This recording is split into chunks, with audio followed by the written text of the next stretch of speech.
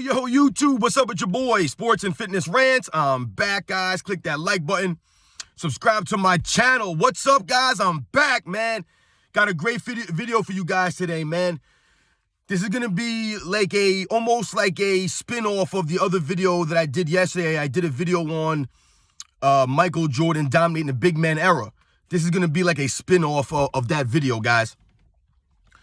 Once again, I want to thank you guys for subscribing to my channel. I want to thank you guys for all your comments, all the love, all the views, everything, guys, man. All the feedback, all that stuff, man. I really appreciate that stuff, guys, man. I really do, man. And if you guys have any videos, or I've noticed some of you guys are requesting some videos from me to do videos on certain topics, I love that, guys. That's great, man. I have no problem with that. It might take me, a couple of days or a week or so to get your video or your request out, but I will try to shout you guys out if you request me to do or you ask me to do a certain video on a certain topic. I mean, let me know, guys. There are certain things I don't like to talk about, but if you guys have a video idea you'd like me to speak on, let me know, guys. I would definitely be willing to do that, and I love that kind of stuff, guys, man. So I appreciate that. But in this video, I want to talk about Michael Jordan's fearlessness and how it relates to him attacking the rim, right? That's what I want to talk about. So, guys, yes, I did a video about Michael Jordan dominating the big man era and my perspective on that. And this is kind of a spin-off of that video. Michael Jordan's fearlessness, him attacking the rim, right? With reckless abandon when he first came into the league. He didn't care about the big guys standing in the lane down there, right? So in this video, we'll talk about that. But as usual, guys, hit that play button, turn that volume up. Do whatever you got to do. Get your kids up. Go brush your teeth. Get your breakfast together. Get ready for school. Get ready for work. Whatever it is, guys. And let's roll. So, if you guys have seen saw my video that I posted yesterday, I talked about Michael Jordan dominating the big man era and how Michael Jordan changed the game, right? How people thought about the game, that you needed a big man down low. You needed that inside-out presence. And all the past winners in NBA history, everything was dominated by big men, and Michael Jordan changed that notion, right? He changed that. But a little spin-off of that, or a different way we could think about Michael Jordan dominating the big man era, is Michael Jordan's fearlessness. He was fearless attacking the rim, guys. That's how he became Air Jordan. You guys know he came into the NBA with the Air Jordan. He came in attacking the rim, flying through the air with reckless abandon. And what do I mean by reckless abandon? Michael Jordan, when he came into the league, was 6'6", 195 pounds soaking wet, guys. This was not a big man. They used to call him the skinny kid from Wilmington. And this guy would be attacking the rim, attacking the big men in the paint. Just going right at these guys. So the minute he stepped into the NBA, man, Michael Jordan was dunking all over everybody, on everyone. It did not matter who you were. Michael Jordan was going to put you on a poster, or he was going to attempt to put you on a poster. And when I say reckless abandon, you guys remember how the NBA was played when Michael Jordan first came in the league in the mid-'80s to the late 80s into the early 90s. The NBA was very, very physical. So there were often many times where Michael Jordan would attack the big men down low. He would attack the rim, and he would get put on his backside. I'm talking about two-hand shoves, people tripping Michael Jordan up, clotheslining him while he's in the air, just straight up pushing you while you're in the air, taking your arms out. That's how the NBA was played back in those days, taking hard fouls, right? The enforcers. But they had big men down low. You had legit 7-foot guys, 260, 270 pounds. Some of these guys were almost 300 pounds. Michael Jordan, 6'6", 190, 195, soaking wet, attacking these guys every single night, every single game. The aerial assault. That was Air Jordan, guys. That's what he did. He was fearless going in there.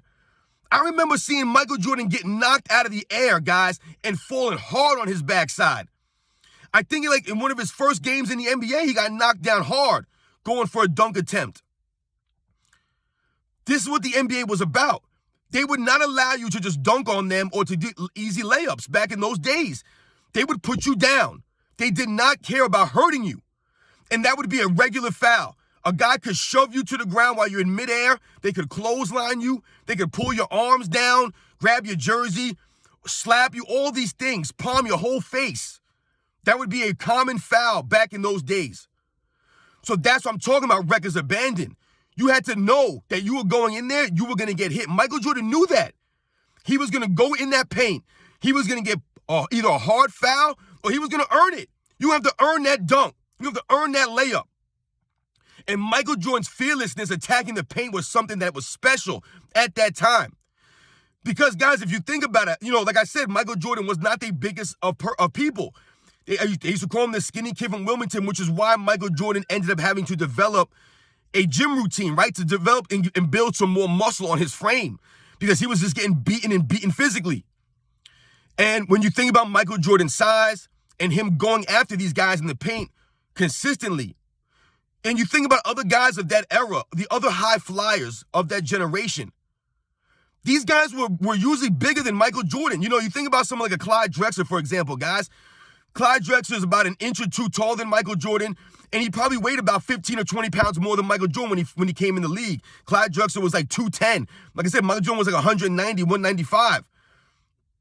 You think about someone like a Dominique Wilkins, another high flyer, right, who would dunk on people. Dominique Wilkins was like 6'8", man, like 215, 220 pounds. These were bigger guys. You think about someone like a Dr. J, another high flyer that would dunk on people, right? Fearless these guys were. Dr. J, same thing, like 6'8", 220 pounds, 215 pounds. These guys were just bigger than Michael Jordan physically. So when I compare them to Michael Jordan, it wasn't the same. What Michael Jordan was doing, like I said, it was crazy because he wasn't that big of a player, and he was going at these guys with, like I said, with records abandoned, not being a fear of getting hurt or getting knocked down. He just kept coming. The aerial assault of Michael Air Jordan. So when I talk about Michael Jordan dominating the big man era, you can clearly see that. Let's look at and think about some of the people that Michael Jordan was dominating when he was dunking on these guys in the paint. You're talking about someone like a Mark Eaton, who I don't know. Now, granted, they didn't start counting blocks and steals until after guys like Wilt Chamberlain and Bill Russell. But if we're just counting it from when they started taking blocks and steals, I believe Mark Eaton might have the record for most blocks per game. I believe in the 1985 season, guys, I believe Michael Jordan's rookie year, I believe he averaged 5.6 blocks a game. Some crazy, ridiculous number. Could you imagine averaging over 5 blocks a game? This is what Mark Eaton was doing. I believe he did it multiple times in his career. He was a great shot blocker. He was just a giant man. He was like 7'3" or whatever, like a 260, 280 pound guy. These were monsters down low. And Michael Jordan, I saw Michael Jordan dunk on Mark Eaton several times. You think about guys like a Hakeem Olajuwon back in those days, right? Who came in the same time as Michael Jordan, another great shot blocker. Michael Jordan, I've seen Michael Jordan dunk on Hakeem Olajuwon. But you think about guys like Patrick Ewing, who played in that era, right? Another great shot blocker. We all know about the dunks that Michael Jordan would get on Patrick Ewing. We think about someone like a Manute Ball from about the time that Manute Ball entered the league, which I believe was 1986 to about 1991, about 4 or 5 years there. Manute Ball was a great shot blocker, man. 7'7", got those really long arms.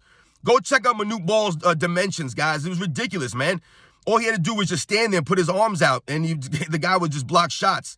But I believe he averaged over 5 blocks a game for a season or two. Manute Ball, like I said, for a good 4 or 5 years, it was a great, great shot blocker. I mean, when you just think about some of these guys, man, you think about the early 90s, someone like a David Robinson. When you think about Michael Jordan's early career, right, from the minute he came in the league in 1985 till about that first three-peat, till about 91, 92, he was still Air Jordan, man. And he would still attack the rim with fearlessness. And you had, like I said, you had legit great shot blockers. Not only were these legit great shot blockers, it was the aggressiveness of these guys. Even someone like Alonzo Mourning, when he first came to the league, I believe Alonzo Mourning was number 2 in the NBA in blocks per game as a rookie, averaging like almost 4 blocks a game or something like that, right behind Hakeem Olajuwon. Do you think about someone like a Dikembe Mutombo in the early 90s? When Michael Jordan attacked the rim, you had guys trying to block your shot. It wasn't like these guys were just big and tall and they were just there, standing around and letting you come in.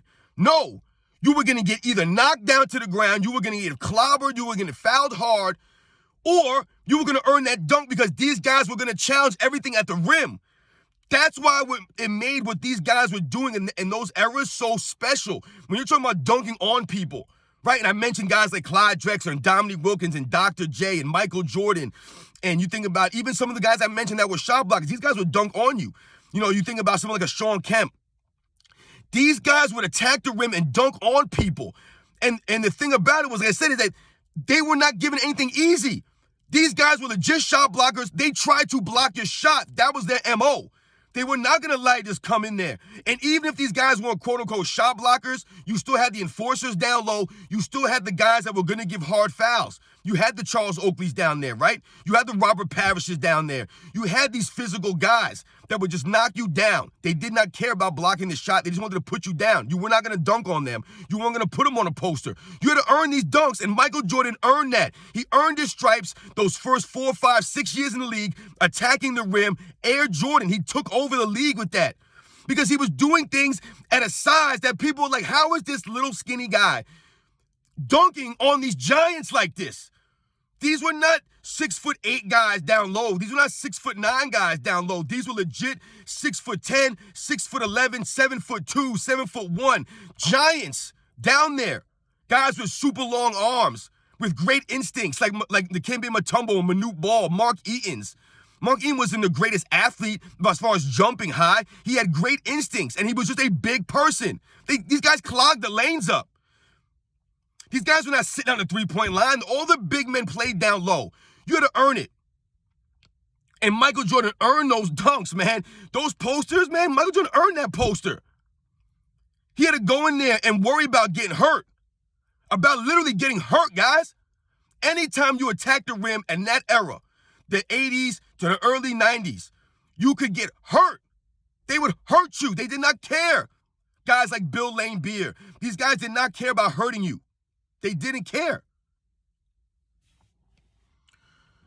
So, man, Michael Jordan was just fearless, guys. You know what I'm talking about. The fearlessness of Michael Jordan, attacking the rim with reckless abandon, not caring who was down there, putting everybody on posters. Everybody got on a poster at some point in time during Michael Jordan's career. And like I said, those first 4, 5, 6 years when he was Air Jordan spectacular. Everybody got it. He didn't duck and dodge anybody. He didn't care who was down low. There was no games that Michael Jordan was like, you know what, I'm not going to attack the rim in this game because so-and-so's down there. He didn't care. He did not care. He took the beatings. So shout out to Michael Jordan, his fearlessness, guys. Did not care attacking the Giants down low with reckless abandon. Fearing nobody. That's how he played the game, man, with no fear, man. I want to thank you guys for watching my video, man. Let me know what you guys think about Michael Jordan's fearlessness, man, as it pertains to him attacking the rim. These Giants that were down low. I didn't mention a lot of players that were down low. There are all the all-time great shot blockers that I didn't even mention from the mid to late 80s into the early 90s. Guys like a Larry Nance I didn't mention. You know, these guys were down there, man. Just putting up, you know, like I said, making you have to earn it. They would contest everything. Everything, these guys. They were aggressive. Shout out to all those guys, man, all the shot blockers. Shout out to that era, man. And Michael Jordan and his fearlessness, guys.